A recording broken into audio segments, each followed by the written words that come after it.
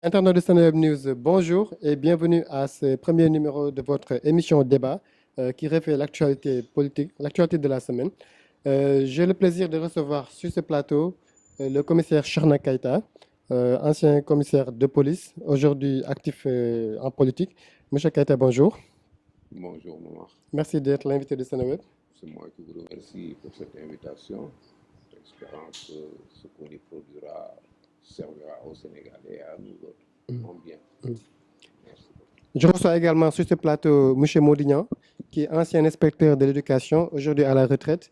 Maudignan qui est très connu également pour ses contributions, ses riches contributions en tout cas, au débat politique, à l'actualité de tous les jours. Maudignan, bonjour. Bonjour monsieur. Merci d'accepter l'invitation de Seneweb. Je vous remercie également de m'avoir invité. Bon, et puis j'ai grand plaisir à me retrouver à côté du commissaire Kaita. Keita, que je connais à travers ses interventions et ses contributions sur divers sujets qui m'intéressent particulièrement. Donc avec vous, nous allons parler de l'actualité de la semaine. Nous ouvrons par le forum sur la paix et la sécurité de Dakar, qui s'est tenu du 18 au 19 novembre dernier sur le thème les défis actuels du multilatéralisme. Le président mauritanien, donc El Ghazouani, était l'invité d'honneur de cette sixième édition. Il faut noter également qu'une importante délégation française avait également fait le déplacement sur Dakar, avec à sa tête le Premier ministre français Édouard Philippe. Il faut noter aussi que cette grande messe de la sécurité a été marquée par le discours poignant du président de la République Macky Sall en vue d'une réforme des missions de l'ONU dans la lutte contre le terrorisme, notamment la situation dans le Sahel avec la mission multidimensionnelle intégrée des Nations Unies pour la stabilisation au Mali, donc la MINUSMA. Nous allons d'abord regarder un élément vidéo, pour revenir sur un aspect du forum avant d'entrer dans le vif du sujet. 14 000 hommes de la MINUSMA, chez 5 Sahel, je pense à plus de 5 000, 6 000 hommes, 19 000 hommes, plus Barkhane, plus tout le reste, plus l'armée malienne. Ce n'est pas moins de 30 000 hommes qui sont sur un théâtre qui est pris en otage par une bande d'individus. Il y a un problème. Pourquoi nous ne sommes pas capables de régler cette affaire? Il y a un problème. Alors, où se situe le problème? C'est ça que nous devons trouver. Articuler les actions, mettre en cohérence tout cela. S'il le faut, on met le tout dans un commandement unique. C'est là où l'ONU doit pouvoir évoluer dans les concepts. Autrement, comme je l'ai déjà dit, je ne veux pas y revenir, il ne s'agit pas de faire le procès de l'ONU. L'ONU, c'est nous-mêmes. Il faut qu'elle accepte de se réformer, de réformer ses procédures. Mais cela n'est pas le fait, je le sais, du secrétariat général, c'est d'abord le fait des États eux-mêmes, et en particulier des membres permanents du Conseil de sécurité. Sur la question du mandat, mais c'est eux qui peuvent bloquer. Voilà, donc on a écouté le président Macky Sall, qui demande à l'ONU de se réformer. Justement, qu'est-ce que vous inspire, M. Keïta, cette intervention du chef de l'État? Oui, mais cette intervention vient à point nommé, parce que l'ONU existe et intervient dans le cadre du maintien et du rétablissement de la paix un peu partout en Afrique et à travers le monde, avec un mode d'opérer devenu classique, je veux dire devenu classique. La définition du problème qui le fait intervenir elle-même, les formes de mandat sont restées les mêmes depuis Mathusalem. Pourquoi? Parce que, en vérité, on est parti d'un énoncé classique, c'est les troubles qui interviennent à l'intérieur des États du fait de conflits internes qui mettent en jeu la stabilité, qui mettent en jeu la conduite des affaires générales dans un État d'une manière générale et la paix et la sécurité des populations. À ce moment, on amène une force qui intervient, qui s'installe en tampon, qui crée les conditions de négociation et qui crée les conditions de rétablissement de l'ordre et de redémarrage normal des choses. C'est de ça qu'on est parti depuis très longtemps. Mais depuis très longtemps aussi, d'autres situations sont venues s'ajouter là-dedans, telles que toutes les formes de violence, l'extrémisme violent, le terrorisme, tout cela est venu s'ajouter à cela pour changer la donne radicalement à l'intérieur des États. Ça veut dire que la donne sécuritaire, elle est devenue autre chose depuis que nous assistons à l'émergence de formes de comportement qui ont les mêmes conséquences, c'est-à-dire qui freinent le bon fonctionnement des institutions, qui entraînent des situations d'insécurité à l'intérieur du pays et qui causent beaucoup de morts. Mais ce n'est pas la même chose qu'un conflit intérieur à un État, à sa population, donc un conflit interne dont les origines sont quelquefois des conflits ethniques, des conflits politiques, des concurrences et autres. Là, il s'agit de groupes qui viennent s'impliquer dans la situation d'un État ou de plusieurs États, ou bien qui viennent occuper un territoire pour y commettre des faits afin de stabiliser tout un ensemble de choses pour des motifs qui ne sont pas d'ordre purement politique interne, mais qui sont pour des motifs terroristes qui ont d'autres justifications. Donc leur problème est autre que celui qu'on rencontre habituellement dans les cas de missions de maintien de la paix. À ce moment, ce discours devient justifié. Quand l'ONU n'arrive pas à s'adapter à cette situation pour redéfinir son problème, sa raison d'être à ces endroits-là, pour redéfinir sa stratégie, pour redire comment elle comprend les choses et quel objectif il faut viser en termes de rétablissement de l'ordre et de la paix. Toujours, parce que la conséquence de tous ces troubles-là, c'est la même chose, mais aussi en termes de démarche pour combattre tout ce qui cause ce désordre-là et consort, il y a problème. C'est la raison pour laquelle le président Macky Sall est intervenu dans ce sens-là et contre, d'autant que ça rentre dans l'ordre du thème multilatéralisme. Maudignan, le chef de l'État a également souligné le fait que depuis 1948, il y a au moins 70 opérations de maintien de la paix, dont 13 en cours, parmi lesquelles 7 sur le théâtre africain et dont l'aménagement. Justement, aujourd'hui, ces éléments sont passés de 6 000 à 14 000, soit plus que le double. Ce que justement conteste le chef de l'État. Écoutez, moi je ne suis pas à l'aise d'intervenir après le commissaire Keïta. Le profane que je suis ne s'attardera pas sur le fond. Le président de la République a pointé du doigt l'ONU. Il s'est posé la question de savoir, il y a un problème. Où est le problème? Du point de vue du profane que je suis, le problème se situe à notre niveau. Au niveau des États. À nous, nos pays africains. Nous sommes indépendants depuis 60 ans. Nous ne pouvons pas assurer notre propre sécurité. Pour notre propre sécurité, nous dépendons exclusivement de l'extérieur, en particulier des pays occidentaux et de l'ONU, comme il le dit. Nous n'avons pas été capables d'équiper nos armées. Nous n'avons pas été capables, par nos propres moyens, de financer les différentes activités de nos armées. Les 5 du Sahel, par exemple, le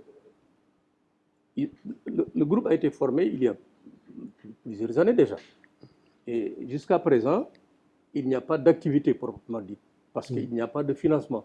Le groupe attend le financement de l'extérieur, notamment de l'Arabie Saoudite et d'autres pays riches. Je crois que donc, de mon point de vue, le problème se trouve d'abord à notre niveau, nous qui n'avons pas été capables, après 60 ans d'indépendance, d'assurer d'abord notre propre sécurité avant de nous adresser à l'extérieur. C'est vrai, il parle de l'ONU qui ne se réforme pas. L'ONU a bon dos, lui-même ne se réforme pas. Il passe sur d'énormes réformes dans son propre pays. Donc, voilà, je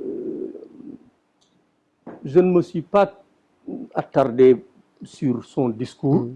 Il y a un peu de cinéma. Vous pensez? Voilà, c'est ce que je... Commissaire Keïta? Merci beaucoup. Moi, je concède à Maudit d'avoir cette position-là. D'abord, ma position va d'être politique et de technique. Mais là où je vais un peu lui demander de voir les réalités en face, c'est que très souvent, on a tendance à approcher les problèmes de but en blanc. On descend, on est au Sénégal, 2019, et voilà, on n'est pas capable de ça. Nous avons toujours tendance à oublier que ce qui nous contraint nous oblige. Ça veut dire quoi? Il ne faut pas qu'on fasse semblant de ne pas comprendre que si nous n'avons pas été capables de nous doter, c'est parce que nous avons été colonisés antérieurement. Si nous n'avons pas été capables de cela, c'est parce que nous avons été dominés après la colonisation dans certaines conditions et nous étions obligés de nous soumettre à ce dictat-là. Le monde fonctionne dans des rapports de force qu'on ne peut pas ignorer, tant sur le plan militaire que sur le plan économique, sur le plan cela. Tout s'explique. Quand l'Occident partait d'ici, elle nous a obligés à accepter progressivement qu'on se mette en insécurité économique. pour que la France, qui venait de sortir de la Deuxième Guerre mondiale, se mette en sécurité sur le plan économique. Et ça, on n'a pas pu échapper à ça. Et le président Senghor, d'ailleurs, a subi de plein fouet cela. Après s'être débarrassé de Mamadou Dia, il est entré en chantier pour tenter de voir comment le Sénégal va démarrer. Mais il a buté sur les détériorations des termes de l'échange. Ça, vous êtes encore jeune, vous n'avez pas suivi ce débat-là et qu'on sort. On en a parlé sous plusieurs formes. Et je crois qu'un peu par un peu, c'est un peu ce qui a motivé son découragement et son départ du pouvoir. Si on ne tient pas compte de ces réalités, la critique, elle est facile. On va attaquer ce qu'on a en face, on tire là-dessus et on dit c'est pas bon. Aujourd'hui, l'approche doit être conséquente. Nous devons nous dire pourquoi nous n'avons pas été capables de nous armer au départ et l'accepter.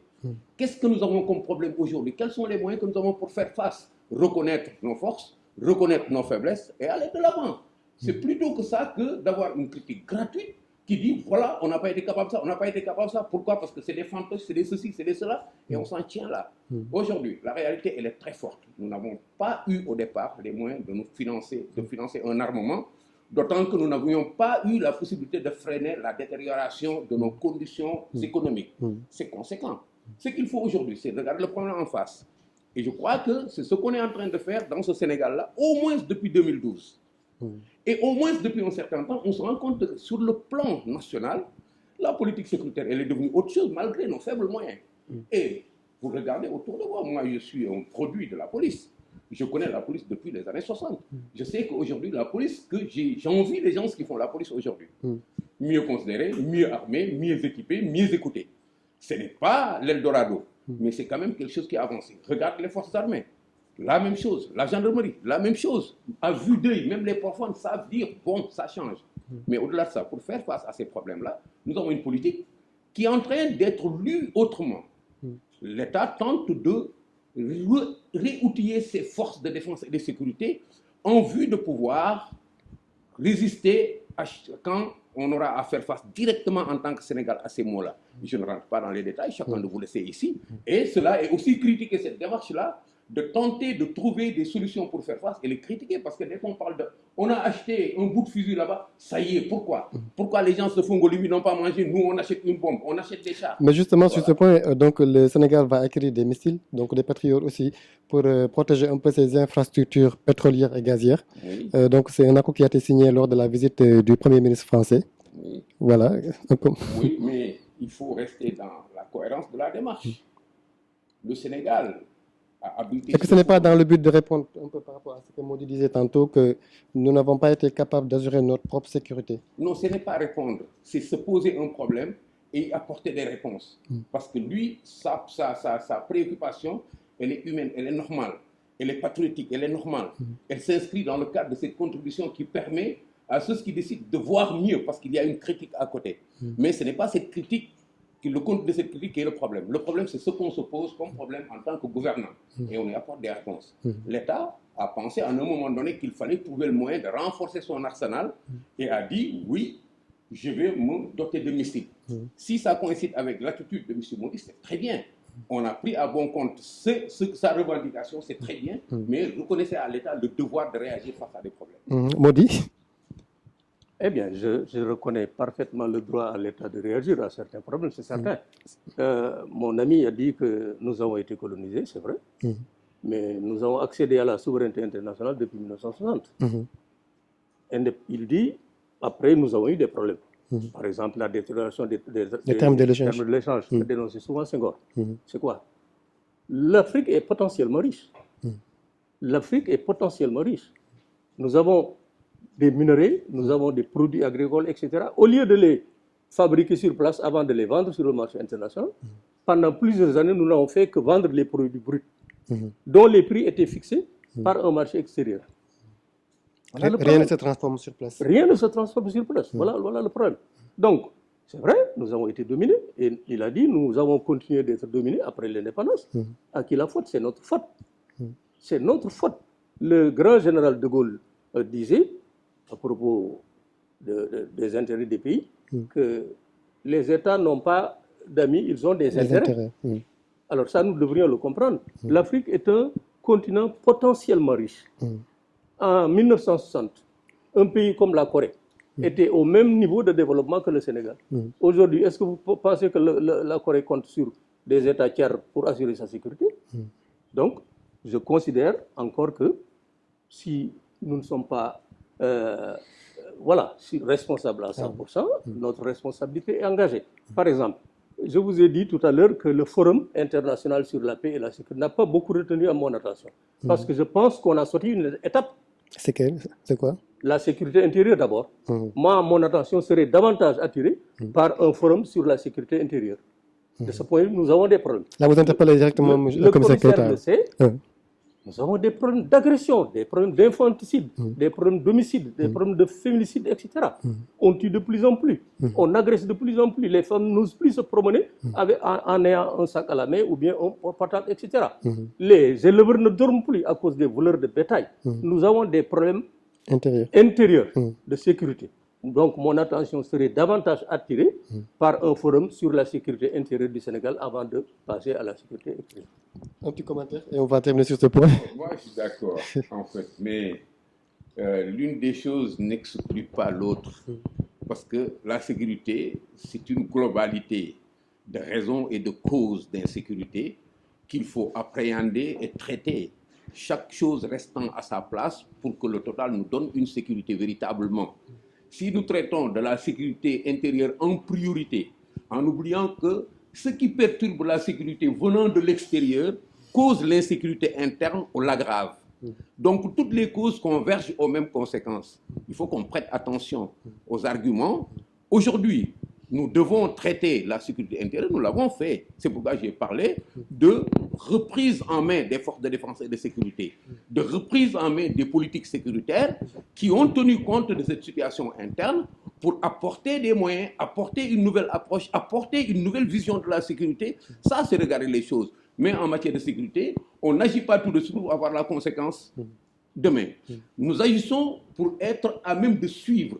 D'autant que les causes de cette insécurité, elles sont là depuis très longtemps et elles tiennent sur beaucoup de facteurs qu'il faut progressivement maîtriser, qui ne sont pas seulement des facteurs d'ordre technique policière, d'ordre technique armé, mais qui tiennent à l'ensemble des choses qui font que partout la sécurité peut se détériorer quand ces choses convergent ensemble. Moi, je suis d'accord avec lui sur la question de la sécurité interne, mais qu'on admette que véritablement l'approche est nouvelle, l'attitude est nouvelle. Les gouvernants se sentent plus concernés par les questions de sécurité. Ok, donc nous allons passer donc, à un autre point. Donc l'actualité de cette semaine a été marquée par l'affaire des faux billets, trafic présumé, impliquant un député de la majorité présidentielle, Seydina Fall alias Bougazelli pour ne pas le citer. Modou, vous avez suivi cette affaire? Oui, j'ai suivi comme tous les Sénégalais, bien sûr. Non, c'est vrai que... Mais j'en ai été indigné, mais ça ne m'a pas surpris. Ah bon, comment ça? Bon, vous savez, l'homme, ça pose le problème du choix des hommes. Aussi bien de ceux qui sont à l'Assemblée que de ceux qui sont au gouvernement ou à une autre structure de l'exécutif. L'homme en question, c'est extraordinaire. Alors, voilà, c'est comme si la rampe de lancement de Macky Sall l'a projeté du premier étage au 5e étage. Parce que l'homme... Il n'a pas le profil d'un député? Pas du tout, je ne veux pas dire du mal, mais là, quand même, il faut expliquer. Bon, justement, sur ce point, on va d'abord regarder le portrait de Seydina Fall Bougazelli, fait par Mariam Biremba. mu ngi wuyoo ci turu Seydina Fall ñu gën ko xamee ci Bougazelli di tur bu mu abbee ci benn ancien footballeur mu ngi juddu le 30 septembre ci atum 1969 fii ci Guédiawaye ci diwaanu Fitch-Mitch mu di député bokk ci APR di parti njiitu réew mi fan yi mu nekk ci ay guddi yu lëndëm gannaaw bi ñu ko tuddee ci ay coowal weexal xaalis bi mu nekkee tout tànk nekkoon na ci daara Sëñ Saaliw def fa juróom-ñaari at bi muy am fukk ak juróom-ñeenti at jaaroon na Rëbës lépp ngir cofeel gi mu amoon ci président Abdoulaye Wade gannaaw bi mu duggee ci benn bureau de vote jot faa jaxase ci atum 1988 waajuram bu góor teel a génn àdduna waral Bouga dagg ay jàngam uti liggéey ngir mën a dundal waajuram bu jigéen ak i ay rakkam ñoo ngi ci atum 1975 ci ay jamono nekkoon na fi simbkat daan ànd ak troupe bu ñoom Sadio Ndiaye gannaaw simb bi Seydina Fall nekkoon na fi chargé de mission ci primature ak assemblée nationale nekkoon na fi itam jaaykatu pièces détachées mu am benn jabar ak ñetti doom Bougazelli taalibe murid bu mag la waral mu tuddee ñaari bantam ku tedd ki di Serigne Saliou Mbacké biir Guédiawaye ñu ràññee ko ndax yenn position yu muy am jëm ci président de la république tax ñu ko fay woowee Baye Fallou Macky Sall tey jëwriñam wan ko ginnaaw Bougazelli nara wuy section de recherche niki àllarba gi ngir indi ay leeral ci li ñu koy tuumaal. Merci à Mariam Birame Ba pour ce portrait du député Seydina Fall, de l'ex-député plutôt Seydina Fall Bougazelli. Justement donc dans le parcours, Bougazelli a été quand même par le passé animateur de Simb, Faux Lion. Donc Faux Lion aujourd'hui, Faux Billet. Je ne m'attarde pas trop sur le portrait. Alors, ce que je sais de l'homme, parce que moi j'ai des amis d'anciens enseignants que je fréquente à la Cité des enseignants.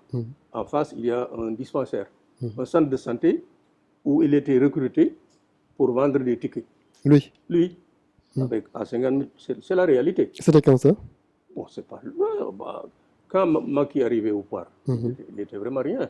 Donc, et un député qui se respecte ne s'appelle pas Baye Fall de tel ou de Baye Fall de tel. Ça n'est pas sérieux. Donc, voilà ce type, on le bombarde, député à l'Assemblée nationale, représentant du peuple. Vous avez entendu le portrait? Non pas seulement député, il se retrouve tout de suite avec 1 300 000 de salaire, avec 4x4, avec tous les avantages. Et, comble de... Il a été même président de commission à l'Assemblée nationale. Président de la commission des délégations. 1 800 000 de salaire, 1000 litres de carburant par mois. Cet homme a perdu la tête. Donc, moi, je ne suis pas surpris qu'il se retrouve dans ces problèmes-là. Il a dit, je l'ai écouté d'ailleurs, quand votre confrère Maïmouna Ndir l'a interrogé, il a dit, moi, je suis malade. En ce moment-là, je devrais être d'ailleurs à New York pour me soigner. Voyez-vous. Ensuite, il parle de sa femme. Je l'ai envoyé à la Chine pour subir une intervention. J'ai payé 18 millions. J'étais le seul à Guédiawaye, j'étais le seul à avoir fait un don à l'APR de 3 millions. Mais ce type-là, où est-ce qu'il trouvait cet argent? Personne ne s'est posé la question. Personne ne se pose la question. 18 millions en Chine, il se soigne à New York. Le premier à avoir donné 3 millions à Macky Sall, alors qu'on ne lui connaît pas. toute cette fortune. Voilà. Donc les gens, ça ne m'étonne pas qu'aujourd'hui, ils se retrouvent dans cette situation. Voilà. Commissaire Keïta, vous avez... Et j'ajoute, ça ne surprend pas, parce que ce pays, le commissaire est là, ce pays pose problème maintenant. Il n'est pas le premier. Il n'y a rien de nouveau sous le soleil. Avant lui, il y a eu un artiste qui a été pris la main dans le sac, mais qui a été libéré par suite, semble-t-il, à cause de machines de procédure. Voilà. Vice de procédure. Voilà. Donc, il s'en sort, il y en avait d'autres. Il s'en sort. Heureusement que lui, pour le moment, ça n'est pas encore sorti. Notre pays a des problèmes. Nous avons de sérieux problèmes qu'on ne sanctionne pas suffisamment. Voilà. Je crois que quand même ce ne sera pas le cas avec cet homme-là. Parce que l'affaire est tellement flagrante que quand même on n'osera pas passer ça par on verra ce que la justice va dire. Commissaire Keïta, c'est quand même une affaire qui met très mal à l'aise le pouvoir. Il faut le reconnaître. Tout à fait normalement, parce que dans une famille, quand un enfant se révèle délinquant, ça met en mal toute la famille, tout le quartier, toute la ville. Parce que le fait de l'appartenance est un motif de partage. Quand mon enfant est malade, je suis malade en partie. Quand il est délinquant, j'ai honte en partie. Quand on appartient à une famille politique, l'anathème vous suit. Mais ce que je n'admets pas, c'est que tout le monde trouve à justifier tout par cette approche-là. C'est-à-dire? Moi, je me sentir mal à l'aise. Mais quelqu'un dit, c'est inhérent au pouvoir. Comment on a fait pour avoir ceci alors que le Sénégal a commencé depuis toujours? Le Sénégal est là, la nature humaine est là depuis très longtemps. François Fillon n'est pas devenu président de la France à cause de comportements délinquants. Je dis bien, c'est pas la France, c'est pas son parti, c'est lui et sa famille. J'en passe. D'autres ont quitté le pouvoir en France, que je ne citerai pas, à cause de malversations financières. Allez aux États-Unis, il y a tout. C'est la nature humaine qui est comme ça. Et il faudrait que nous, on soit suffisamment responsables pour dissocier les choses. Le Sénégal, avec tout ce qu'il y a de délinquants là-dedans, va nécessairement connaître des délinquants à col blanc. On va en trouver dans d'autres horizons. Mais il suffit qu'on en trouve à côté du pouvoir pour qu'on dise ça y est, le pays est mal fichu. J'entends un peu des éditoriales dans la presse qui font amalgame de toutes ces choses-là. Je suis d'accord qu'il y ait problème. Nous ne sanctionnons pas suffisamment. Nous devions commencer à sanctionner suffisamment depuis très longtemps. Donc c'est une accumulation de choses qui nous enseignent et nous renseignent aujourd'hui et nous poussent à aller vers des machins. Mais ce n'est pas forcément la faute de ceux qui nous gouvernent aujourd'hui. Il faut que nous soyons suffisamment élevés d'attitude pour refuser d'aller là parce que le prétexte il est très facile. Justement, quelle doit être l'attitude du pouvoir face à un cas pareil? Mais c'est ce qui a été fait dans ce cas-là. Chacun a dit sa responsabilité avec ses ressentiments. Le président Macky Sall ne peut pas être en dehors de cela sensible. Mais il dira, je ne le défends pas. Je ne le défends pas. Au niveau de l'Assemblée nationale, son président de groupe a dit, je ne le défends pas. De concert, tout le monde a dit, tellement les faits sont particuliers. Mais finalement, est-ce qu'ils avaient le choix avec la nature des révélations faites sur c'est ne pas lui avoir le choix. et la manière dont il a été arrêté aussi? C'est ne pas avoir le choix qui motive à la décision. Si tu laisses envoyer ton enfant aller à la prison, c'est parce que tu n'as pas le choix. Donc, on ne discute pas de ça. Ce dont on discute, c'est... Parce qu'en général, on a habitué les Sénégalais à, par exemple, quand un membre de la majorité présidentielle a des démêlés, soit avec la justice ou bien, en tout cas, est mis en cause dans une affaire, que la solidarité mécanique, entre guillemets, s'organise autour de cette personne-là. Mais faites un peu dans... Juste le cas d'Aliou Sall, le cas de Mamour Diallo. Aliou Sall, Mamour Diallo. Ouais, mais faites un peu on a bien senti la solidarité gouvernementale autour de ces questions. Moi, je suis un policier. Dans toute ma carrière, je n'ai jamais été influencé à déférer ou à ne pas déférer quelqu'un. Je respecte l'ensemble des juges qui sont dans les tribunaux, qui sont des Sénégalais issus de maisons comme nous, aussi honorables que chacun de nous. Il ne faut pas qu'on accélère trop là-dedans. Le pouvoir, c'est le pouvoir. Nous avons un pays qui avance, qui est en train d'améliorer le fonctionnement de ses institutions. Tenons en compte. Ce n'est pas exactement vrai qu'à chaque fois qu'il y a problème du côté du pouvoir, on se met en solidarité pour extirper des gens des mains de machin. Ça, c'est trop facile. Quand quelqu'un n'est pas contre le pouvoir, est contre le pouvoir, on fait tout pour l'enfoncer. À chaque fois qu'un juge prend une décision, elle est fondée en droit. C'est ce que nous devons reconnaître. Maintenant, s'il y a des manquements, travaillons ensemble à corriger. Parce que même le juge qu'on accuse n'est pas seul responsable. Nous sommes au Sénégal, nous sommes tous des Sénégalais. Je crois que c'est là seulement qu'on va avoir un débat apaisé, qui ne sera pas un débat tronqué parce que truffé de facilité. Moi, je suis le militant de ce que les choses progressent. J'ai dit par exemple dans l'histoire de Khalifa Sall, je n'ai rien contre Khalifa Sall.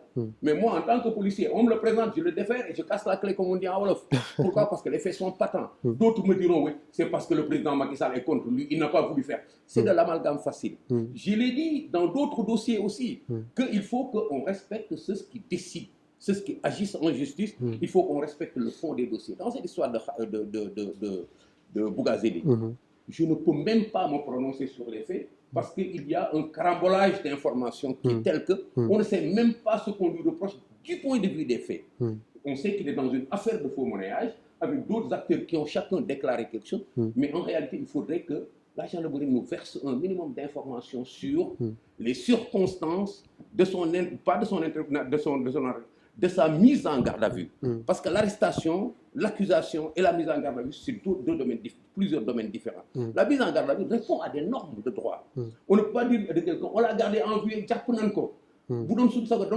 ce n'est pas comme ça que ça fonctionne. Quand on met en place quelqu'un en garde à vue, on motive.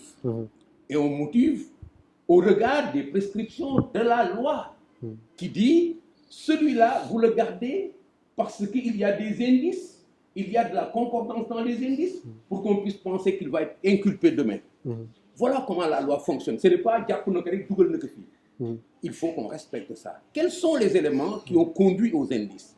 Et quelle est l'analyse des indices qui a poussé le gendarme à décider d'une mesure de garde à vue? Si moi j'ai ça, de manière froide, je dis oui.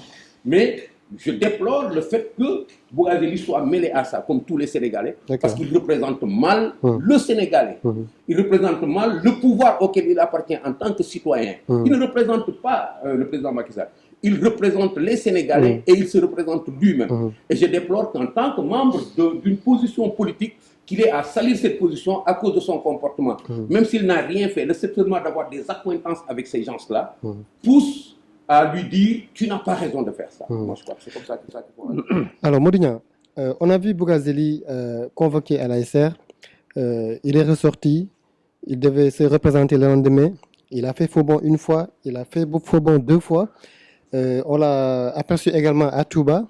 On l'a vu aussi dans les médias donner des entretiens au lieu d'aller répondre à la justice. Et il y a également un autre point qui a été quand même agité cette semaine, c'est le silence du procureur de la République. Écoutez, moi, d'abord, c'est vrai, hein, monsieur le commissaire, il ne représente pas Macky, il représente le peuple, etc. Ce serait très bien, mais ce n'est pas le cas. Nous avons entendu plusieurs fois des députés, les députés de Macky Sall, dire « Nous sommes des députés de Macky Sall. S'il nous donne un projet de loi, nous votons. » Voilà, parce que ça vient de lui. Ils ne se disent pas députés du peuple, mais ils se disent députés du pouvoir. Ça, tout le monde est d'accord là. Maintenant, qu'il y ait des... Mais c'est vrai, des cols au Sénégal, c'est normal. Le Sénégal, comme tous les pays, voilà, il a ses faiblesses, il a ses forces, etc. Il y a des délinquants, il y a des, etc., comme vous les appelez, des trucs de col blanc, comme il y en a en France. Mais là-bas, on sanctionne. Vous avez donné le cas de François Fillon. Mais la faute qu'il a commise, les fautes qu'il... Mais ce sont des peccadilles par rapport aux fautes que nos politiciens commettent. Un ancien président de l'Assemblée nationale, pour avoir donné un dîner privé, vous vous rappelez, avec des homards gros, etc. Mais il a été obligé de démissionner de son poste de ministre du gouvernement français, deuxième du gouvernement français. J'ai oublié son nom. Mais imaginez ce qui se passe dans nos assemblées nationales. Nous avons des assemblées nationales, d'autres institutions qui ne sont même pas contrôlées, etc. Donc, qu'il y ait des cols blancs chez nous, comme ailleurs, je suis d'accord, mais ailleurs, on sanctionne. Chez nous, on ne sanctionne pas. Vous m'excusez, le cas de Khalifa Sall, c'est vrai, il a fait une faute. On l'a condamné sur la base, tout est parti d'un rapport de l'inspection générale d'État. Et l'inspection générale d'État, les inspecteurs n'ont même pas demandé l'ouverture d'une information judiciaire. Tout juste, ils ont demandé qu'on repense le fonctionnement de la caisse de masse. C'est sur cette base-là qu'il a été envoyé en prison, alors que il y a un directeur généraux, je peux en citer, qui ont fait l'objet d'inspection, dont le rapport dit expressément, demande l'ouverture d'une information judiciaire contre tel pour détournement présumé de 9 milliards, de 15 milliards, de 20 milliards, etc. Ces rapports dorment sur la table du président de la République. Il met le coude sur ces rapports-là. C'est pourquoi, moi, personnellement, je n'étais pas d'accord sur le sort qui a été réservé à Khalifa Sall. Si tous les délinquants étaient punis, je ne lèverais pas le plus petit doigt. Pour en revenir à Bougazeli. Mais moi, je ne crois pas que ce type-là... Voilà. Laissons la police faire son travail, la justice plutôt. Je crois que, vous avez dit, c'est un cas de force majeure. Là, vraiment, je ne vois pas. Et je n'accuse pas à tort le pouvoir, etc. Je dis simplement que dans le choix des hommes qui nous gouvernent, dans le choix des hommes qui nous représentent à l'Assemblée nationale, il faut apporter plus d'attention, plus de sérieux. N'est-ce pas? Mais on ne peut pas prendre n'importe qui, parce que c'est lui qui désigne les députés, le président de la République. C'est lui, mon commissaire. Donc quand il nous... Voilà, quelqu'un comme ça, mais il y a des problèmes. Nous avons le droit, en tant que citoyens, de ne pas être d'accord. Donc on a retenu la leçon. L'APR a dû, comment dire, doit revoir le choix des personnes. Le choix des hommes, c'est Des important. hommes. On ne choisit pas n'importe qui, n'importe quel homme, n'importe quelle femme pour être député de l'Assemblée nationale, D'accord. pour être ministre ou pour être gouvernement. Mais au Sénégal, on voit des gens qui sont partis de rien du tout, qui avant 2012 n'étaient rien, qui aujourd'hui se trouvent à la tête de structures stratégiques. Sur ça, moi, je ne suis pas d'accord.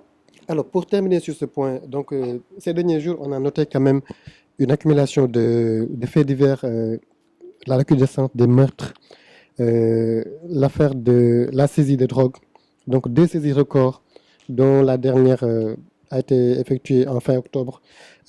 Également la saisie d'armes, une saisie d'armes donc, qui circulait entre le Sénégal et qui était destinée à la Mauritanie. Et aujourd'hui, les faux billets. Quelle lecture peut-on tirer de tous ces éléments-là, commissaire Keïta? Qu'est-ce que ça traduit en fait concrètement? C'est l'actualité qui fournit une information qui ont cafouillé au même endroit en même temps. Ces motifs d'insécurité existent et continueront d'exister. Seulement à chaque fois que, je parle toujours en technicien, à chaque fois qu'il y ait des pics comme ça, il faut interroger la réalité du phénomène. Parlant de drogue, parlant de cartouches et d'armes, on parlera de la circulation des armes et de cette situation d'instabilité et d'insécurité qui fait que l'État a compris qu'il fallait revoir les choses du côté des armes. Ce n'est pas ça qui nous dit que nous sommes en insécurité. C'est parce qu'il y a une globalité de choses que ça se révèle. Et il est bon qu'on ait des indicateurs comme ça pour nous dire qu'il faut mieux travailler. Effectivement, on est dans un bourbier. C'est positif pour vous? Non, ce n'est pas positif. Ce n'est pas une question de positif ou négatif. C'est un élément nouveau dont il faut tenir compte pour apprécier de ce que nous faisons actuellement, de ce que nous avons comme stratégie et de ce qu'il faut y ajouter. Parce que l'autre lambda, là, il peut dire c'est positif, c'est négatif. Nous, cela a été interprété comme quoi les services sont en alerte et qu'ils ouvrent l'œil surtout. Oui, mais je peux le comprendre comme ça. Mais au-delà de ce fait-là, si j'analyse les circonstances dans lesquelles tout cela s'est révélé, je me dis qu'en fait, c'est quelque chose qui est arrivé pour nous informer. Ce n'est pas quelque chose qui a été forcément recherché. C'est à des checkpoints qu'on arrive à faire quelque chose. Moi, je ne dis pas que les checkpoints, c'est lever le matin pour aller attendre ça là-bas. C'est fortuit, mais c'est positif du point de vue de l'action. Ça veut dire que ce qu'il y a de positif, c'est qu'il y ait ces checkpoints-là à cet endroit. Mais le checkpoint n'est pas prévisionnel du phénomène sur lequel il est intervenu. Ça veut dire quoi? Nous devons continuer à mailler. C'est le maillage, c'est le phénomène qu'il faut saisir et continuer à bien préparer les éléments que nous mettons à ces endroits-là pour poser des actes de contrôle, poser des actes de vérification. Donc c'est positif. D'autant que, effectivement, le Sénégal est aujourd'hui un des rares pays de la sous-région à ne pas connaître ces phénomènes graves, alors que nous sommes sous, comment dirais-je, la Casamance, la rébellion en Casamance. Depuis 1982, on est là-dedans, mais heureusement, je touche du bois, nous contenons la chose. Et pourtant, les profanes ne savent pas que ce foyer de tension est la cause d'une grande instabilité ici. Pourquoi? Parce que tous ceux qui ont intérêt à ce qu'on soit déstabilisé, on le regarde sur ça. Je ne cite aucun pays, mais le dernier dont on parle, c'est la Gambie, qui a eu à recevoir des fonds libyens pour alimenter le machin.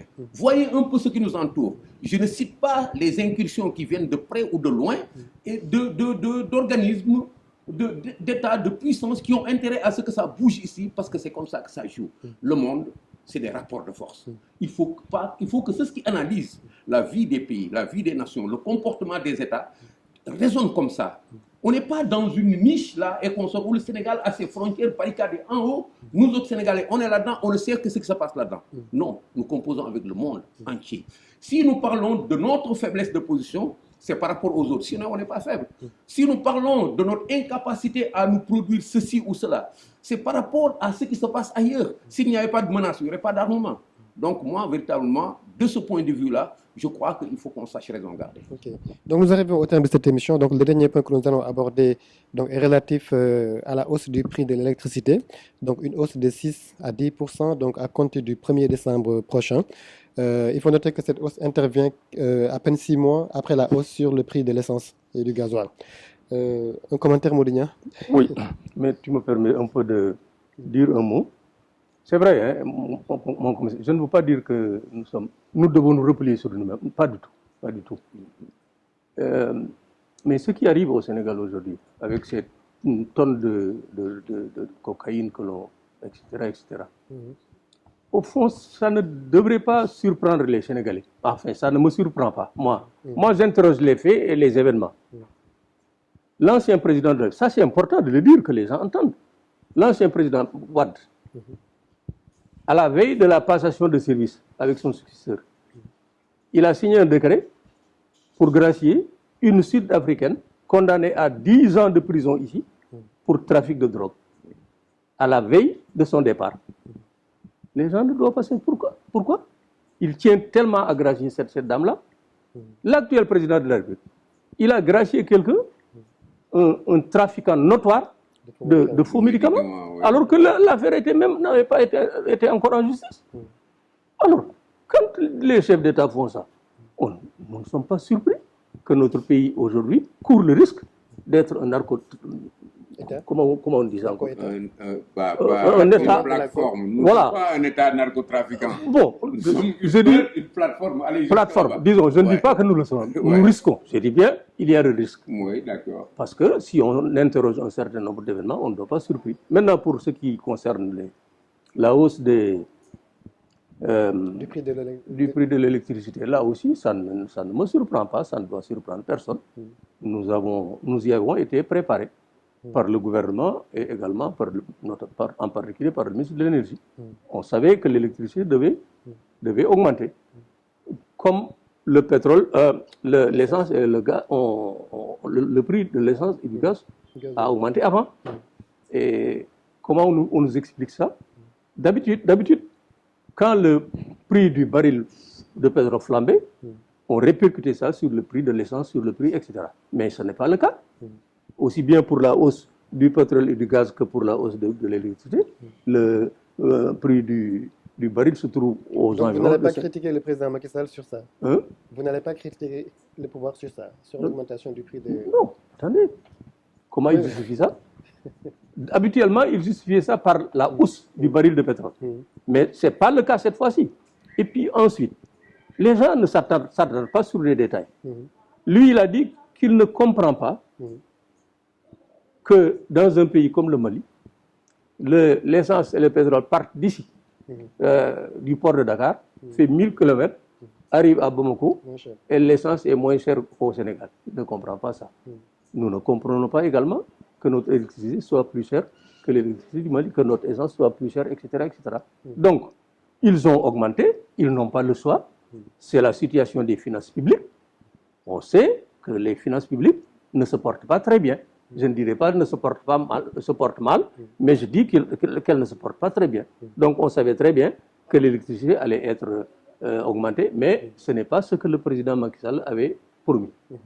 D'accord, nous allons donc voir un élément, un micro-trottoir réalisé également par Mariam Biramba, donc sur ce que portent les Sénégalais justement de cette hausse du prix de l'électricité.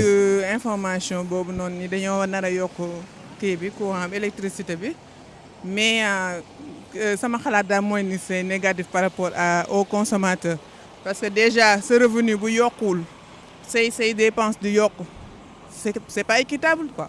yokk gi moom métti na lool parce que dëkk bi neexul métti na xam nga bëgg a yokkaat xam nga métti na trop daal man ànduma ci moom wax dëgg yàlla moom su ma sañoon daal ñu bàyyi ko wala ñu gën ko wàññi.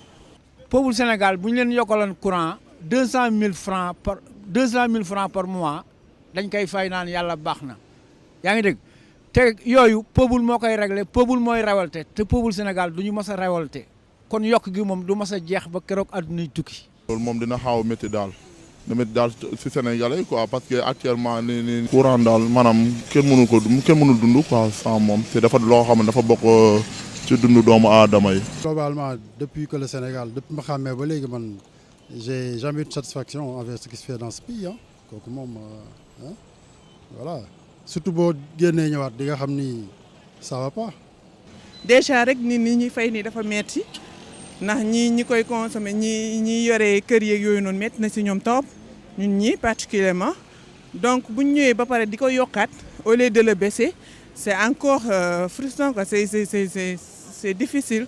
soo xoolee dëkk bi nu mu tëddee moi je pense que dañu war a jëm surtout ci alléger le coût de la vie parce que dëkk bi ñëpp xam nañ ni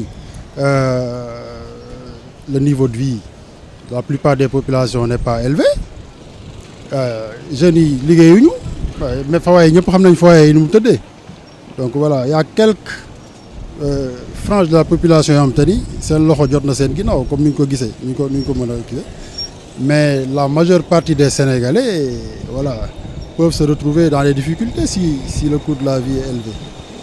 état bi war na mën a xool nan lay mën a subventionner courant ba mën a oyof si kii consommateurs yi parce que y a d'autres charges yoo xamante ni tamit ñoo ngi fi nekk te c'est prioritaire et on peut pas s'en passer.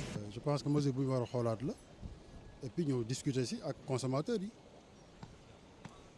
parce que après tout on est les Sénégalais et puis la Sénélec c'est quelque chose de public boo xam te ñun ñoo ko bokk donc avant ñuy jël ay décisions dañu war a consulter population yi. nit ki tam doo ñëw rek nga ne da ngay ñëw imposer li wala il faut nga jàllale message yi nga jéem a xool maanaam réaction population d'ici quelque temps boobaa gars yi mun ko préparer ñu mën a adapté wu nga affaire bu ñëwee rek maanaam mun nañ ko song mais bu fekkee ni maanaam comme man nu ma ko déggee ne décembre maanaam jot nañ quoi maanaam mois bi dee na ba pare comme décembre quelques jours la ñu mën a waxatuñu ay mois quoi ay quelques jours la ñu wax xam nga maanaam daal maanaam mois bi maanaam kooku mënti wax affaire da koy choqué tam bu fekkee tam dafa am ci yu mun ne am préparation yu mu ne ci am yoo xam nga am ci leneen lu mu ne tam bu courant bu waree ñëw tam de xaw métti. Voilà, merci à Mariam Biremba et à Babacar Ndiaye pour ce reportage. Commissaire Keita, il y a un acteur de la société civile qui estime que la hausse a été déjà répercutée sur les factures, que lui, sa facture est passée du simple au triple. Un commentaire? C'est une information que je commente difficilement parce que je ne suis pas à sa place. Je ne suis pas informé de la même sorte que lui. Moi, ce que je dirais tout simplement, c'est que, vous savez, dans un pays, on ne peut pas demander au peuple de ne pas protester quand il y a une augmentation. On ne peut pas aussi ne pas compatir avec tout ce qui prospère. On ne rejette pas ça comme ça. C'est tout à fait normal. Quand c'est difficile, ou quand ça devient un peu plus difficile, ou beaucoup plus difficile, c'est ça. Le peuple réagit. Ceux qui doivent dénoncer, dénoncent, expliquent. Mais gouverner, ce n'est pas à cet endroit que ça se passe. Gouverner, ce n'est pas sur la table tout de suite, on a un paquet d'argent, on se le partage. On a un paquet de problèmes, on se le partage. Gouverner, c'est prévoir. Gouverner, c'est tenter de mettre en application un projet, de voir dans l'avenir. Gouverner, c'est construire un pays pour d'autres qui ne sont pas encore là, ou améliorer les conditions de vie de demain pour ceux qui sont déjà là. C'est un peu ça qu'il faut aller chercher dans les décisions que les autorités prennent. Non pas de dire tout de suite, on savait qu'ils ont fait cela, pourquoi ceci. Il y a d'autres commentaires qui nous disent, pourtant on a dit que l'ancien directeur de la Sénélec a fait un bilan reluisant. Il a réussi. On le dit partout. Mais le problème, est-ce que c'est ce bilan qui est le motif ou est-ce que c'est dans ce que l'État a de politique pour développer ce pays, pour le mettre en sécurité, pour protéger les populations, pour améliorer certaines choses, qu'il est nécessaire que nous tous, on cotise sur la table. Et cotiser, ça s'organise. C'est l'État qui organise la manière de faire contribuer tout le monde. Ce que maintenant je vais ajouter, c'est qu'effectivement, la dernière partie du reportage nous enseigne que les gens, quand même, ont besoin d'être mieux informés, ont besoin d'être mieux préparés. J'espère que ceux qui décident auront pris ça sur le bon compteur pour comprendre que les populations ne sont pas négatives, elles ne passent pas tout le temps à taper. Que même si c'est dur, pourvu qu'on les prépare à supporter que ce soit dur, et ça ira. Ça ne veut pas dire que je vais être là toujours à dire oui, mais supportez, subissez. Mais ça veut dire que nous sommes tous là pour construire un pays. Que ceux qui savent des choses qui peuvent aider les gouvernants à améliorer leur comportement, leurs choix, leurs options, le mettre sur la table plutôt que de nous livrer des critiques gratuites pour se retirer. Chacun de nous est responsable. Modinia, il faut noter que cette hausse intervient quelques semaines après les recommandations du FMI sur la subvention de l'électricité, par exemple. Est-ce qu'on est au retour à cette période d'ajustement structurel où l'État réduit les dépenses et les citoyens supportent? Enfin, ça, je ne pourrais pas le dire comme ça. On sait que de toute façon, le FMI, aussi bien que la Banque mondiale, ont toujours poussé à faire moins de subventions. C'est vrai, mais je ne dirais pas que pour cette fois-ci encore, c'est parce que le FMI l'a dit. En tout cas, la question que nous nous posons de façon légitime, c'est qu'en général, la hausse aussi bien du gasoil, de l'essence que de l'électricité généralement, on explique cette hausse par la hausse du baril de pétrole sur le plan international. C'est toujours l'explication qu'ils nous ont donnée. Mais pour cette fois-ci, en tout cas, l'explication ne convainc personne. Je ne les ai pas entendus d'ailleurs donner l'explication. Mais il ne faut pas se fonder sur cette... Bon, disons que c'est une recommandation de la Commission de régulation du secteur de l'électricité. Bien sûr. Donc, qui a constaté un manque à gagner pour l'année 2016 de 101 millions Voilà. 736. C'est les subventions qu'il ne peut plus supporter. J'ai fait état tantôt de l'état des finances publiques. Je ne suis pas spécialiste en la matière, mais les économistes disent que les finances publiques ne traversent pas une belle période. C'est dans cette perspective, on peut comprendre évidemment que le gouvernement soit amené à arrêter ces subventions. Donc, pour aller vous qui êtes très critique vis-à-vis du régime, on vous sent quand même... Très critique, je ne suis pas très critique. Je suis un citoyen qui donne son point de vue sur la marche du pays. Voilà, c'est tout. Monsieur, c'est pas un principe, on ne vous sent pas tellement. On a l'impression que vous... Non, mais voilà. Le gouvernement a augmenté le prix de l'électricité. Ça va être dur pour les consommateurs, vous avez entendu. Parce que la hausse va se répercuter également sur d'autres prix. Les industries qui utilisent l'électricité vont être obligées probablement d'augmenter le prix de certains denrées. La facture d'électricité qui était déjà chère va l'être encore davantage. Vous avez entendu d'ailleurs l'inquiétude de ceux et de celles que vous avez interrogés. Donc, voilà. Moi, je ne peux pas dire que nous sommes menacés par les ajustements structurels. Je ne crois pas quand même que nous en soyons là. Parce que la situation que nous connaissons actuellement n'est pas la situation des années 90. Elle est moins mauvaise. Voilà, nous sommes donc arrivés au terme de cet entretien, débat, donc qui a été très riche en contributions. Le dernier mot, commissaire Keïta. Le dernier mot, c'est pour dire, c'était un grand plaisir de partager avec vous. Et j'espère qu'on se retrouvera. Et j'espère que tout ce qu'on aura cotisé ici, c'est du bien pour le peuple sénégalais, pour le pays en entier. Merci à Sénégal. Le plaisir est largement partagé. Parce que c'est la première fois que je le rencontre physiquement. Voilà, donc nous sommes au terme de cette émission. Donc je remercie les invités qui m'ont fait le plaisir d'être sur ce plateau aujourd'hui, le commissaire Keïta et l'inspecteur à la retraite Modiyan. Merci.